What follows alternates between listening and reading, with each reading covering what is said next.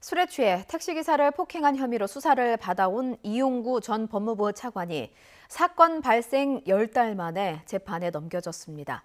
이 전 차관에게는 특가법상 운전자 폭행뿐 아니라 증거인멸 교사 혐의도 적용됐는데요.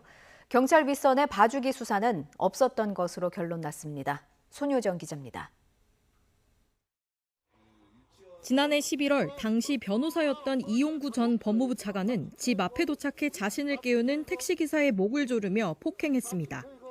넌 뭐야? 택시기사야, 택시기사. 네? 신고할게.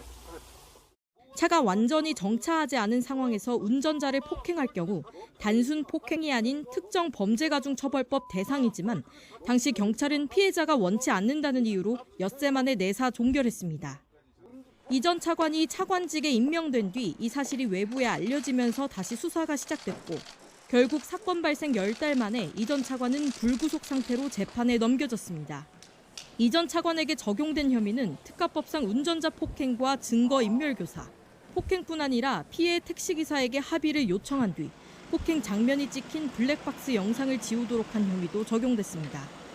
다만 당시 이 전 차관에게 합의금을 받고 해당 영상을 지워 증거인멸 혐의로 입건됐던 택시기사는 기소 유예 처분을 받아 재판에 넘겨지지 않았습니다. 피해자인 점과 합의 뒤 부탁에 따라 지우게 된 점 등이 고려됐습니다. 검찰은 경찰 윗선의 개입 여부도 들여다봤지만 수사 무모와 같은 부당한 지시는 없었던 것으로 결론 내렸습니다. 당시 사건 담당 수사관이 뒤늦게 택시기사의 휴대전화에서 폭행 영상을 확인한 건 맞지만 이를 상사인 형사팀장이나 과장 등에 보고하진 않은 것으로 판단했습니다. 해당 영상의 존재를 숨기고 단순 폭행죄로 내사 종결한 뒤 가짜 내사 보고서를 올린 담당 수사관은 특수 직무유기와 허위 공문서 작성 등 혐의로 재판을 받게 됐습니다. 앞서 이용구 전 차관은 사건 발생 6개월여 만에 당시 블랙박스 영상이 공개된 뒤 영상 속 인물이 자신이 맞다며 사의를 표하고 차관 자리에서 물러났습니다. YTN 손효정입니다.